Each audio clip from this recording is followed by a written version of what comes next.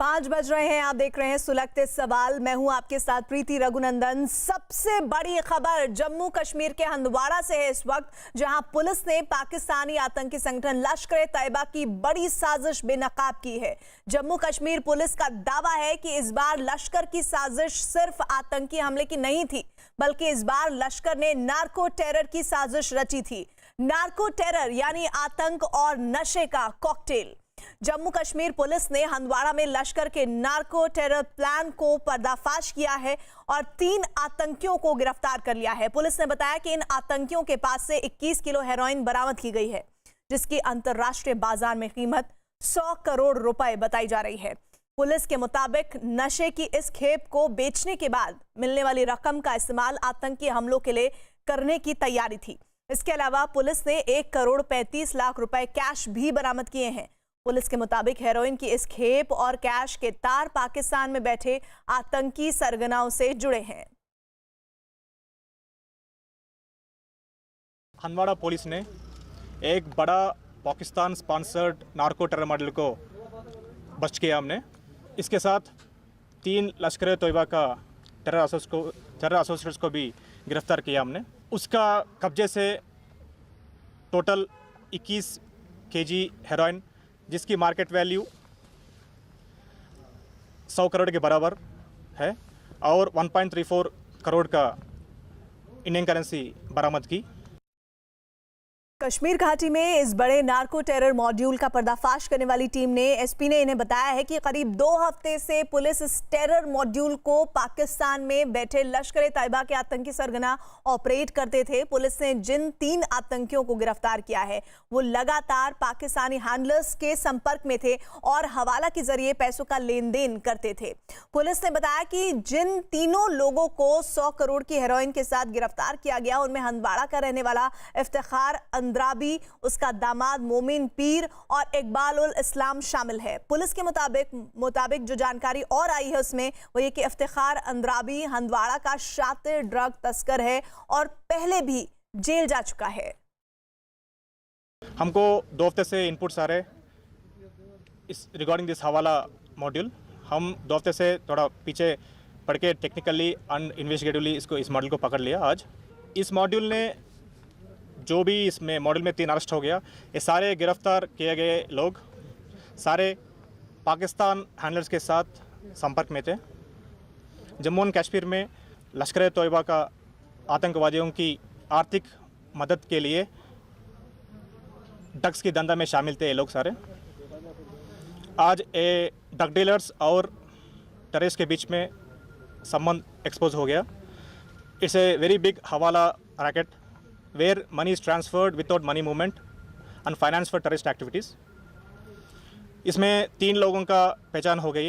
इसमें main accused है इफ्तिखार अंद्राबी। ये लारीवाल रहने वाला है। He is very notorious drug smuggler in the Handwara district. Already बहुत एफआईआर में थे बंदा। और दूसरा है इसका दामाद मोमिन पीर, वो वस्कोरा रहने वाला है। तीसरा है इकबाल उल इस्लाम, ये वस्कोरा में रहने वाला है। और more arrest are going to happen in this module. साथ ही जम्मू कश्मीर पुलिस का कहना है कि 100 करोड़ के हेरोइन को देश के कई राज्यों में सप्लाई करने की योजना थी और उससे मिली रकम का इस्तेमाल जम्मू कश्मीर समेत देश के अलग अलग हिस्सों में आतंकी गतिविधियों को अंजाम देने में होना था। ड्रग्स कब, कैसे और कहां सप्लाई करनी है, इसके ऑर्डर पाकिस्तान में बैठे आतंकी सरगना देते थे। पुलिस का कहना है कि पकड़े गए तीनों आतंकियों से पूछताछ हो रही है और जल्द ही इस नार्को टेरर रैकेट से जुड़े कुछ और आतंकियों को भी गिरफ्तार किया जा सकता है। गिरफ्तार किए गए सारे व्यक्ति पाकिस्तान बेस्ड टेरर ग्रुप्स के लिए हमारा भारत देश में इलीगली ड्रग्स पैसेज करते और ये सारे नाली का काम कर रहे थे अक्रॉस द LOC। इससे उत्पन्न होते पैसा को इस्तेमाल जम्मू कश्मीर में टेररिस्ट एक्टिविटीज़ के लिए जाते। अभी प्रिलिमिनरी इंक्वायरी और प्रिलिमिनरी इंट्रोगेशन में पता चला they are working, these drugs are going to Punjab. और इन्वेस्टिगेशन में हम और विल गेट मोर लीड्स, कहाँ जा रहे, कौन सी स्टेट जा रहे, कौन सी लोकेशन जा रहे। और इसी खबर पर बात करने के लिए हमारे साथ हमारे सहयोगी संदीप बोल जुड़े हुए हैं। संदीप, जरा ये बताइए इस वक्त हमारे व्यूअर्स को कि कैसे नार्को टेरर मॉड्यूल का फेल होना एक बड़ी कामयाबी है, न सिर्फ सेना के लिए बल्कि पूरे देश के लिए।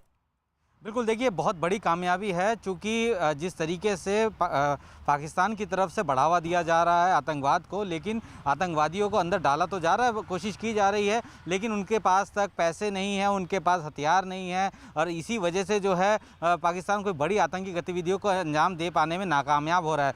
और ऐसी जगह पे आकर जो है उनकी मदद कराई जा रही है इन ड्रग्स स्मगलरों से, जो कि पाकिस्तान से कोकेन और पैसा जो है वो जम्मू कश्मीर में लेके आते, फिर यहाँ से वो अलग अलग जगह सप्लाई करते हैं, और जो पैसा बचता है उसको जो है वहाँ पे टेरर फंडिंग में इस्तेमाल में लाया जाता है। ये जितना भी पैसा इनसे कमाया जाता है ये वापस पाकिस्तान नहीं जाता। जैसे कि जो करोड़ रुपए यहाँ पे पकड़े गए हैं ये वापस पाकिस्तान नहीं जाना था, ये यहीं पर ही बंटना था बाकी सब लोगों को, और वहाँ पर जो है कहीं ना कहीं बैकअप सपोर्ट देने की कोशिश जो है आतंकियों की जाती रही है। ये कोई पहला मामला नहीं है, ये बहुत बड़ा नेक्सस है, बहुत बड़ा नेटवर्क है, और हवाला के ज़रिए जो है पैसा जो है आता जाता रहता है। और ये सिर्फ एलओसी क्रॉस नहीं करके आए हैं, बल्कि अगर हम लोग समुद्र के रास्ते देखें तो कराची से बाकायदा जो स्मगलर्स की बोट्स होती हैं वो गुजरात कोस्ट से होते हुए मुंबई तक, उस पूरे इलाके तक जो है इस तरीके के नार्को जो टेररिज्म का जो है वो फैलाते हैं। यहाँ तक कि इस पैसों का इस्तेमाल सीधे सीधे तौर पर जो है जो पूरी तरीके से जो कमर टूट चुकी है आतंकियों की जम्मू कश्मीर है उनको सपोर्ट देने के लिए किया जा रहा है। सबसे बड़ी बात है कि इस तरीके का मॉड्यूल बस्ट कैसे हुआ। इस तरीके का मॉड्यूल बस होता है ओजीडब्ल्यू की वजह से। ओजीडब्ल्यू को लगातार पिछले कई समय से जो धरपकड़ हो रही है उनसे इस चीज़ में पता लगता है, क्योंकि यही लोग जो है ओजीडब्ल्यू जो है यही लोग इन सब चीज़ों में मदद करते हैं आतंकियों की, और जो सीमा से पार से आते हैं उनकी मदद करते हैं वो। और टेक इंट यानी कि अगर उनके यहाँ से कोई ऐसा फ़ोन बरामद होता है या कोई ऐसा डिवाइस बरामद होता है जिससे वो लगातार जो है कनेक्ट करके रखते हैं पाकिस्तान में अपने आकाओं से, तो वो टेक इंट यानी कि टेक्निकल इंटेलिजेंस जो है उसको इतने सटीक तरीके से इस्तेमाल ये जो जानकारी आप दे रहे हैं इसके साथ ही जो 3 पकड़े गए हैं आतंकी, इनसे अब और ज्यादा पूरे देश भर में जो नेटवर्क कैसे काम कर रहा था उसके बारे में भी पता लगाने की कोशिशें होंगी। इन अपडेट के लिए हम दोबारा आपके पास आएंगे, लेकिन इस बीच जम्मू कश्मीर में एलओसी पर भारतीय सेना ने पाकिस्तान की सेना को करारा जवाब देते हुए उसके 5 जवानों को मार गिराया है। पाकिस्तान पिछले 2 दिनों से एलओसी पर गोलाबारी कर भारत के रिहायशी इलाकों को निशाना बना रहा था। बीती रात इसी गोलाबारी में भारतीय सेना का एक जवान शहीद हुआ, और इसी के जवाब में भारतीय सेना ने पाकिस्तान के खिलाफ हमला बोला और पीओके के भिंबर में पाकिस्तान के 5 सैनिकों को मार गिराया। इतना ही नहीं, भारतीय फौज ने भिंबर में ही पाकिस्तान की 2 चौकियों को पूरी तरह तबाह कर दिया। एलओसी की इन तस्वीरों से आप अंदाजा लगा सकते हैं कि भारतीय फौज ने किस अंदाज में दुश्मन को उनके हमले का करारा जवाब दिया है। पवन शर्मा हमारे साथ, हमारे सहयोगी इस खबर पर जुड़ रहे हैं। पवन, फिलहाल ये जो तस्वीरें देख रहे हैं हम, ये बहुत अहम है, जिसमें गोलियों की आवाज़ सुन रहे हैं और धमाकों की आवाज़ सुन रहे हैं, लेकिन अभी क्या सूरत हाल है वहाँ? देखिए, एलओसी के ऊपर भारतीय सेना पूरी तरह से अभी भी अलर्ट है। पाकिस्तान की तरफ से जो सीज फायर का वायलेशन हो रहा है, पिछले कई दिनों से लगातार वो भारतीय सेना की चौकियों को निशाना बनाकर फायरिंग कर रहे थे, जिसमें भारतीय सेना का एक जवान भी रजौरी में शहीद हुआ है। उसका जवाब भारतीय सेना ने लिया है। पाकिस्तान को करारा जवाब दिया है। जो बिंबर इलाका पीओके है उसको पूरी तरह से हिट किया है और उनकी पोस्टों को डैमेज करके वहां पर उनके 5 सैनिक मार गिराए हैं। कई सैनिक उनके घायल हुए हैं। फिलहाल जो रजौरी का तारकुंडी और मंजाकोट इलाका है, इन इलाकों में जो सेना है वो कल जवान शहीद होने के बाद अभी भी वहां पर सुबह तक फायरिंग जारी थी, लेकिन फिलहाल फायरिंग अभी बंद है। लेकिन जितने भी सेक्टर एलओसी पर हैं वहां पर एक अलर्ट पहले से ही है, और सेना जब से पाकिस्तान को करारा जवाब दिया है जिसमें उनके सैनिक मारे गए हैं, तब से ज्यादा अलर्ट पे कर दी गई है, क्योंकि अब पाकिस्तान भी यहाँ पर फिर से सीजफायर का वायलेशन करके फायरिंग कर सकता है। बिल्कुल, और पवन लगातार आप इस खबर को ट्रैक करते रहिए, अपडेट्स के लिए आपके पास आते रहेंगे।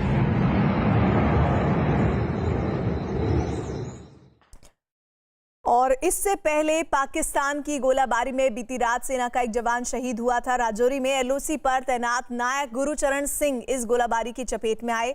बाद में इलाज के दौरान नायक गुरुचरण सिंह शहीद हो गए। शहीद गुरुचरण सिंह पंजाब के गुरदासपुर के रहने वाले थे। और दिल्ली के इंद्रलोक पुलिस थाने पर कुछ लोगों ने जमकर पथराव किया है, फायरिंग हुई है, और इससे जुड़ा एक वीडियो भी सामने आया है जिसमें पुलिस थाने के गेट के बाहर मौजूद कुछ लोग थाने के अंदर पत्थर फेंकते दिखे। इस दौरान एक परिसर में खड़ा एक पुलिस वाला जमीन पर गिर गया, जबकि कुछ लोग अंदर घुसे और पुलिस वालों से मारपीट करने लगे। इस बीच एक लड़का लाठी से एक आदमी को पीटता भी दिखा। पुलिस ने इस मामले में 3 लोगों को गिरफ्तार किया है, जबकि एक पुलिसकर्मी को अस्पताल में भर्ती करवाया गया।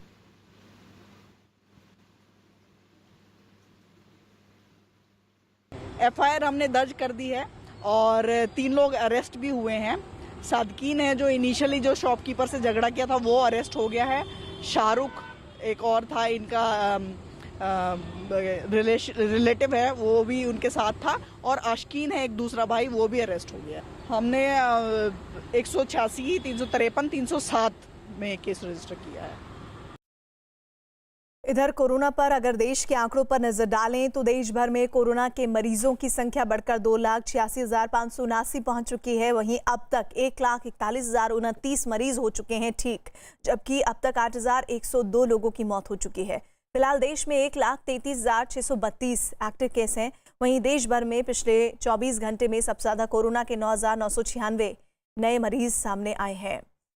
देश के ज्यादातर राज्य कोरोना वायरस से जूझ रहे हैं, लेकिन इनमें कुछ राज्य ऐसे हैं जहां कोरोना की चपेट में आने वाले मरीजों की तादाद लगातार बढ़ रही है और वहां कोरोना के मरीज भी बहुत ज्यादा हैं। सबसे खराब हालात महाराष्ट्र में हैं, जहां पर कोरोना मरीजों की संख्या लगातार बढ़ रही है। वहां पर मरीजों की तादाद 94,000 के पार पहुंच गई है। कोरोना से जूझ रहे राज्यों में तमिलनाडु दूसरे नंबर पर है, जहां अब तक कोरोना के मरीजों की संख्या लगभग 36,000 हो चुकी है।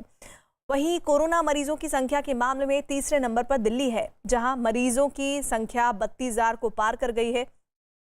गुजरात चौथे नंबर पर है, जहां कोरोना मरीजों का आंकड़ा 21,000 के पार हो चुका है। और 5वें नंबर पर राजस्थान है, जहां कोरोना मरीजों की संख्या 11,600 है। कोरोना वायरस के कहर से पूरी दुनिया बेहाल है। दुनिया के 188 देश इस वक्त कोरोना महामारी की चपेट में हैं, लेकिन कुछ देशों में हालात बहुत ज़्यादा खराब हैं। ऐसे देशों में पहले नंबर पर अमेरिका है, जहां कोरोना के मरीज 20 लाख से ज़्यादा हो चुके हैं। वहीं ब्राज़ील दूसरे नंबर पर है, जहां मरीजों की संख्या 7,72,000 के पार पहुंच गई है। रूस इस लिस्ट में तीसरे नंबर पर है, जहां कोरोना मरीजों की संख्या 4,93,000 के पार है। ब्रिटेन चौथे नंबर पर है, जहां कोरोना के मरीजों की तादाद 2,91,000 से भी ज़्यादा है। और 5वें नंबर पर अब भारत का नाम आ गया है, जहां पर कोरोना मरीजों की संख्या 2,86,579 है।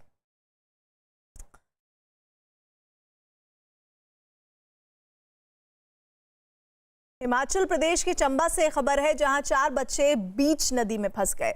बताया गया कि जिस वक्त चारों बच्चे नदी को पार कर रहे थे, उसी वक्त नदी उफान पर आ गई।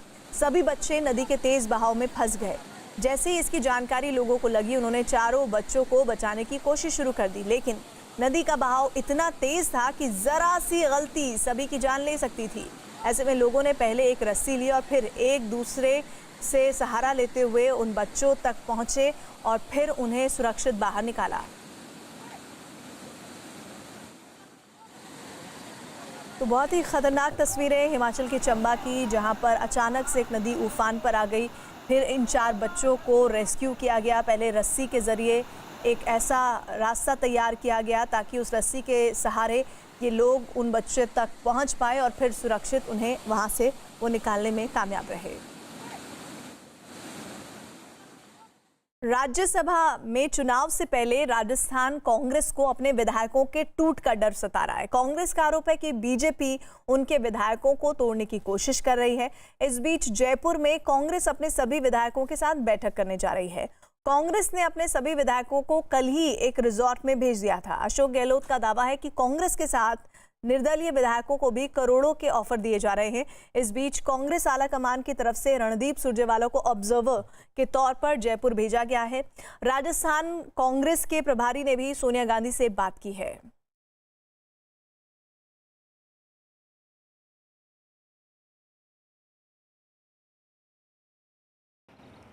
जयपुर दिल्ली हाईवे पर हम हैं इस वक्त शिव विलास रिसोर्ट के बाहर, और रिसोर्ट के अंदर लगातार आने का सिलसिला जारी है। यहाँ पर लगातार जो नेता है वो पहुँच रहे हैं। शिक्षा राज्य मंत्री हैं। सर आप बताएं कि क्या लगता है, क्या ऑफर मिला, आपको भी मिला बीजेपी की तरफ से? देखिए, आज हमारे विधायक दल की बैठक यहाँ रखी गई है शाम को 5 बजे, जिसमें हमारे राजस्थान के प्रभारी अविनाश पांडे जी और पार्टी के वरिष्ठ नेता यहाँ पधारेंगे। तो इस मीटिंग में भाग लेने के लिए सभी विधायकों को बुलाया गया है। तो उस सिलसिले में आज मीटिंग में हम लोग जा रहे हैं। कि जो आरोप लग रहे हैं बार बार, मुख्यमंत्री जी ने लगाया है कि बीजेपी ऑफर दे रही है विधायकों को, किन विधायकों को मिला आपकी जानकारी में एक ऑफर दिया गया, खरीद फरोख्त हो रही है, कोशिश कर रही है बीजेपी? देखिए, भारतीय जनता पार्टी के लोग खरीद फरोख्त के माध्यम से लोकतांत्रिक सरकारों को अस्थिर करने का जो प्रयास कर रहे हैं, वो एक तरह से लोकतंत्र की हत्या करने की कोशिश कर रहे हैं। और माननीय मुख्यमंत्री महोदय ने जो बात कही है कि चाहे इन्होंने पहले मध्य प्रदेश की बात करें, गुजरात की बात करें, तो ये जो बड़ी सिद्धांतों की जो बातें करते थे इनके प्रधानमंत्री और इनके राष्ट्रीय अध्यक्ष, आज ये सिद्धांत विहीन पार्टी हो गई है और खरीद फरोख्त के बल पर और धन बल के आधार पर सरकारों को प्रभावित करने का या चुनावी प्रक्रिया को प्रभावित करने का प्रयास कर रहे हैं। वो कतई उचित नहीं है और राजस्थान में उनके जो मंसूबे हैं वो सफल होने वाले नहीं हैं। राजस्थान की कांग्रेस पार्टी हमारे मुख्यमंत्री महोदय आदरणीय अशोक गहलोत जी के नेतृत्व में, हमारे सचिन पायलट जी प्रदेश कांग्रेस के अध्यक्ष हैं, सभी लोग एकजुट हैं और कांग्रेस पार्टी ने सोनिया गांधी जी ने, राहुल गांधी जी ने जो 2 उम्मीदवार बना करके राजस्थान में राज्यसभा चुनाव के लिए भेजे हैं, वो दोनों। तो जब ज्यादा अनुभव और युवा जोश की सरकार होती है तो ज्यादा समन्वय की उम्मीद की जाती है, लेकिन इस बीच राजस्थान के डिप्टी सीएम सचिन पायलट का दावा क्या है वो भी सुन लीजिए। राज्यसभा चुनाव में कांग्रेस की 2 सीटों पर जीत तय है। साथ ही इशारों में उन्होंने गहलोत पर भी निशाना साधते हुए कहा कि कुछ लोग जानबूझकर अफवाह फैला रहे हैं। राजस्थान में राज्यसभा चुनाव में कांग्रेस और बीजेपी के बीच कांटे की टक्कर है। राजस्थान में जब विधानसभा के चुनाव हुए तब कांग्रेस जीती और राज्यसभा के चुनाव में अंदर कांग्रेस जीत कर जाएगी। इसमें कोई किसी को शंका की पैदा करने की कोशिश नहीं है। जो लोग भ्रम फैला रहे हैं, चाहे कोई भी हो, किसी दल के भी हों, वो जानबूझकर एक ऐसा माहौल खड़ा करना चाह रहे हैं कि बहुत बड़ा यहाँ कोई संघर्ष खींचतान है। मैं समझता हूँ कि कांग्रेस का जो विधायक है, हमारे जो कार्यकर्ता हैं, एकजुट हैं और जो AICC से निर्देश दिया है, राज्यसभा चुनाव के अंदर कांग्रेस की स्थिति पहले से मजबूत है।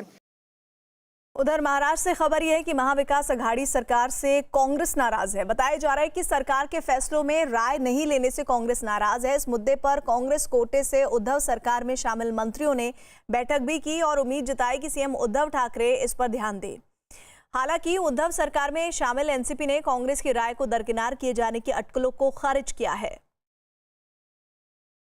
सरकार म्हणूनही आमचे काही प्रश्न आहेत, सरकार म्हणून सुद्धा काही प्रश्न आहेत, काही गोष्टी आहेत। आम्ही ज्यावेळेस बसतो एकत्र त्यावेळेस आमच्या अपेक्षा साहजिकपणे सरकार म्हणून सुद्धा माननीय मुख्यमंत्र्यांकडून आहेत आणि त्यामुळे ती चर्चा सुद्धा आमची झालेली आहे। महाविकास आघाड़ी में कांग्रेस को दरकिनार किया जा रहा है या कांग्रेस की भूमिका कम हो गई है? देखिए, मुझे वैसा लगता नहीं, क्योंकि ये सब निर्णय प्रक्रिया में जब मैंने बादशाह थोरात साहब के साथ बात की थी, नितिन राउत दूसरे दिन सुबह ही वो वहाँ पे पहुँचे, क्योंकि महावितरण की यानी इलेक्ट्रिसिटी की बहुत वहाँ पे हानि हो गई है। 5-7 पूरे आधा डिस्ट्रिक्ट में वहाँ पे इलेक्ट्रिसिटी नहीं है। उसके लिए सारा प्रयास नितिन राउत की टीम, उनके विशेष विभाग ऊर्जा विभाग वहाँ पे कर रही है। रिहेबिलिटेशन RR मतलब पुनर्वसन ये विभाग विजय वडेट्टीवार साहब के पास है, वो भी रत्नागिरी रायगढ़ जिले के दौरे पर आ गए। मुझे लगता है कल सरकार ने जो निर्णय किए उसमें वो भी शामिल थे, लेकिन मुझे इसके बारे में कोई टिप्पणी ज़्यादा नहीं करना। इधर लालू यादव ने अपने 73वें जन्मदिन पर अस्पताल में केक काटा है। चारा घोटाले के मामले में जेल में सजा काट रहे लालू यादव इन दिनों रिम्स अस्पताल में भर्ती हैं, जहां वो अपना इलाज करवा रहे हैं। इस मौके पर एक वार्ड में लालू यादव के केक काटने का वीडियो सामने आया है। दावा किया गया कि इस बीच वो वीडियो कॉल से अपने परिवार के साथ जुड़े हुए थे। खिला देते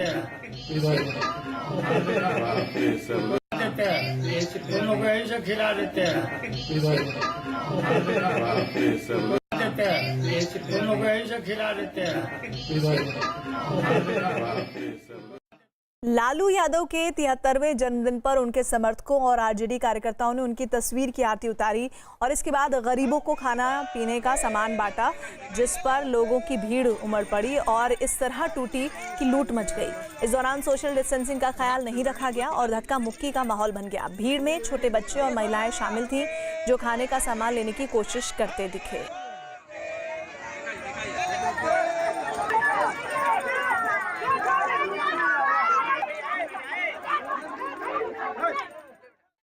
बिहार के मुंगेर में भी लालू यादव के 73वें जन्मदिन पर उनके समर्थकों ने उनके लिए लंबी उम्र की कामना करते हुए हवन किया। लालू यादव के जन्मदिन पर पूजा पाठ करने के बाद उनके समर्थकों ने गरीबों में खाने के पैकेट बांटे। महामाया शक्ति स्वरूपनी देवी आवाहन अग्नि प्राण प्रतिष्ठायां राजपत्यानि समर्पयामि।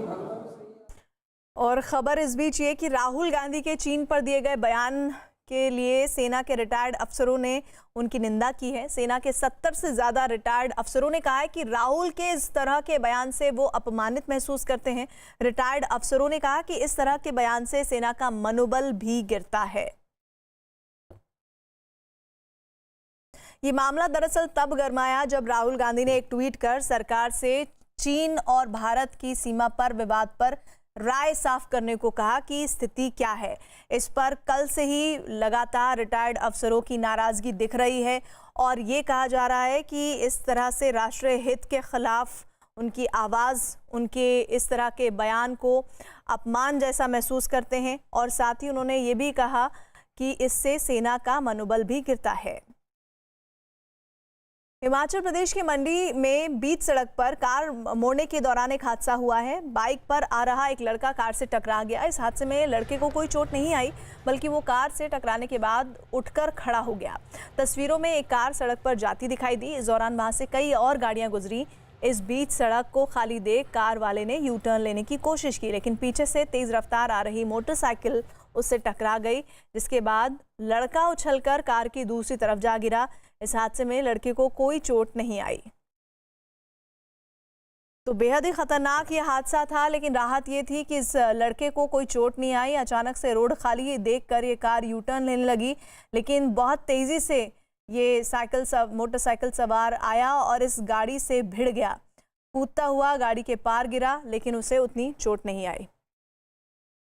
बड़ी खबर आ रही है पंजाब के पठानकोट से, जहां पठानकोट में पुलिस ने 2 आतंकियों को गिरफ्तार किया है। बताया जा रहा है कि इनका संबंध कश्मीर से है। इन लोगों के पास से पुलिस ने AK-47, 10 ग्रेनेड, 2 मैगजीन के साथ कुछ और हथियार भी बरामद किए हैं। दोनों आतंकियों की पहचान आमिर हुसैन और वसीम हसन वाणी के रूप में हुई है। दोनों जम्मू कश्मीर के शोपिया के रहने वाले हैं और दोनों का संबंध आतंकी संगठन लश्कर-ए-तैयबा से है। अभी तक की जानकारी के मुताबिक ये लोग किसी बड़ी वारदात को अंजाम देने की तैयारी में थे। मोहित हमारे साथ जुड़ रहे हैं। मोहित, 3 जो गिरफ्तारियां आज हुई हैं आतंकियों की, वो भी लश्कर-ए-तैयबा से ताल्लुक रख रहे हैं, और अब ये जो पंजाब के पठानकोट से गिरफ्तारी है, इनके बारे में भी यही जानकारी आ रही है?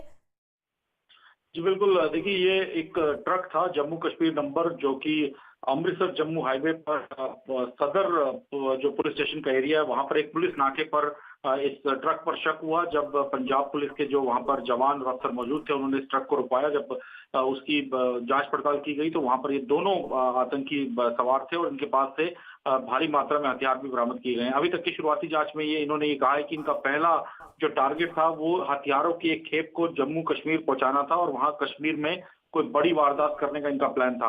इसके अलावा ये भी जानकारी मिल रही है कि पंजाब भी इनके टारगेट पर था। अगर ये हथियारों की खेप किसी तरह से कश्मीर ना ले जा पाते तो पंजाब में भी कोई वारदात कर सकते थे। इस एंगल पर भी अभी तफ्तीश जारी है। इनसे लगातार पूछताछ की जा रही है और इनको कोर्ट में पेश करने की तैयारी भी की जा रही है। जी शुक्रिया मोहित जानकारी के लिए। गुजरात और बंगाल को लेकर वरिष्ठ इतिहासकार रामचंद्र गुहा के एक ट्वीट पर गुजरात के मुख्यमंत्री विजय रूपाणी भड़क गए हैं। इतिहासकार गुहा ने ब्रिटिश लेखक फिलिप स्प्रेट की 1939 में की गई एक टिप्पणी का हवाला देते हुए गुजरात को बंगाल से उलट आर्थिक रूप से आगे और सांस्कृतिक रूप से पिछड़ा बताया। रामचंद्र गुहा ने फिलिप स्प्रेट के एक लेख का हिस्सा ट्वीट करते हुए लिखा, गुजरात हालांकि आर्थिक रूप से काफी आगे है, लेकिन सांस्कृतिक रूप से एक पिछड़ा राज्य है, जबकि इसके विपरीत बंगाल आर्थिक रूप से काफी कमजोर है, लेकिन सांस्कृतिक रूप से काफी आगे है। रामचंद्र गुहा के इस ट्वीट पर गुजरात के सीएम विजय रूपाणी ने आपत्ति जताते हुए रीट्वीट किया। पहले अंग्रेज थे जो फूट डालकर राज करना चाहते थे, अब ये बुद्धिजीवियों का ग्रुप है जो भारतीयों को बांटना चाहता है। भारतीय इनकी चाल में नहीं फंसेंगे। गुजरात महान है, बंगाल महान है, भारत एकजुट है, हमारी सांस्कृतिक बुनियाद बेहद मजबूत है और हमारी आर्थिक महत्वाकांक्षाएं बहुत ज्यादा हैं। मध्य प्रदेश के इंदौर में दो बच्चों के बीच लगातार खेलकूद चल रहा था। इसी दौरान परिवार आ गए और मामला पूरा मारपीट में बदल गया।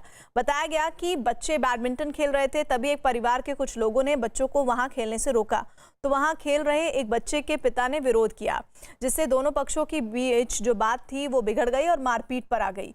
इस दौरान एक आदमी ने हाथ में लाठी लेकर एक लड़के पर बरसानी शुरू की। इसके बाद दूसरे लड़कों ने भी उस लड़के को पीटना शुरू कर दिया। पीटने वाले लड़के को पुलिस पर उनकी शिकायत नहीं सुनने का आरोप लगाया। कोरोना संकट के बीच अहमदाबाद नगर निगम ने लोगों की मदद के लिए एक नई इमरजेंसी सेवा शुरू की है। जानकारी के मुताबिक अहमदाबाद नगर निगम ने 104 नंबर की अतिरिक्त इमरजेंसी सेवा की शुरुआत की, जिस पर फोन करते ही 1 घंटे से भी कम वक्त में एम्बुलेंस मरीज के दरवाजे पर पहुंच जाएगी। बताया गया कि उस एम्बुलेंस में डॉक्टरों की एक टीम होगी जो घर पर ही पहले मरीज की जांच करेगी और ज़रूरी दवाएं देंगी, और अगर मरीज में कोरोना के लक्षण पाए गए तो उसे अस्पताल या कोरोना की जांच के लिए भेज दिया जाएगा। इसके लिए अस्पताल अहमदाबाद नगर निगम की 40 एम्बुलेंस 24 घंटे तैनात रहेंगी।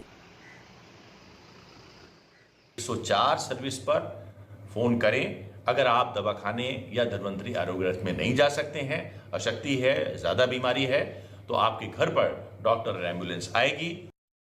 अगली खबर यूपी के बरेली से है, जहां मस्जिदों को सैनिटाइजर से सैनिटाइज करने के फैसले पर मौलानाओं ने एतराज जता दिया है। मौलानाओं का मानना है कि अल्कोहल का इस्तेमाल इस्लाम में मना है, इसलिए अल्कोहल वाले सैनिटाइजर को छोड़कर दूसरी चीज़ों से मस्जिदों में सफाई का पालन होना चाहिए।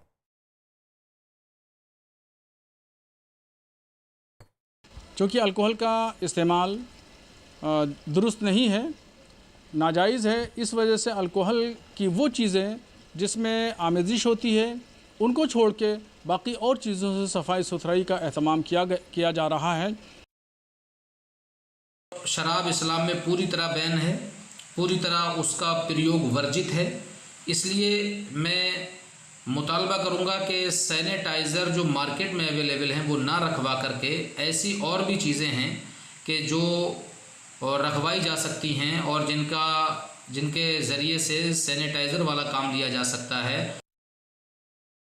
जहाँ तक अल्कोहल की बात है तो आप देखिए सारी दवाओं सारी मेडिसिन में होता है, और अगर जान बचाने के लिए आपको कहीं अल्कोहल भी लेना पड़ जाए तो वो भी लेना पड़ेगी। तो ये कौन सा इस्लाम, कौन सा दीन पढ़ चुके हैं, कौन सा दीन जानते हैं, मैं नहीं समझ पा रहा हूं। और ऐसे ही लोगों ने पूरी दुनिया में मुसलमानों को बदनाम किया हुआ है, जो इस तरह के जो लोग बातें करते हैं आप लोगों से, इन्हें दीन के बारे में कोई मालूमात नहीं है। ये आए बात करें ना, बताएं आकर कौन से जाविये से कह दिया, किस दीन के पार्ट से इन्होंने कह दिया। और सैनिटाइज करने से वहां जो लोग जा रहे हैं उनको संक्रमण ना लगे, इसलिए ये काम किया जा रहा है। इधर गुजरात के महेसाणा में जोरदार बारिश के बाद लोगों के घरों में पानी भर गया, जिससे लोगों को काफ़ी मुश्किलें हुई। लगातार बारिश होने के बाद लोगों के घर तालाब बन गए, घरों में घुटनों घुटनों तक पानी भर गया। लोग पानी के बीच खड़े होकर घर का सामान बचाते दिखाई दिए। बताया गया कि लोगों के घरों में बारिश का पानी घुसने से उनका सामान भीग गया।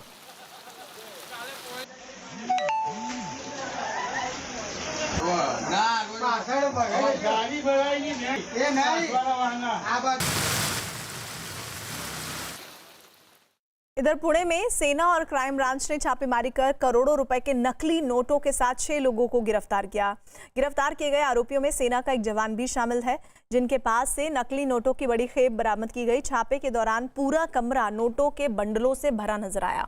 पुलिस के मुताबिक बरामद की गई रकम 10 करोड़ रुपए से ज्यादा है। इसके अलावा वहां से करीब 3 लाख रुपए के असली नोट और दूसरे देशों की करेंसी भी बरामद की गई। पुलिस पकड़े गए आरोपियों से इन नकली नोटों के बारे में जानकारी जुटा रही है। हालांकि शुरुआती जांच के मुताबिक पुलिस ने इन नोटों का ठगी में इस्तेमाल होने का शक जताया है।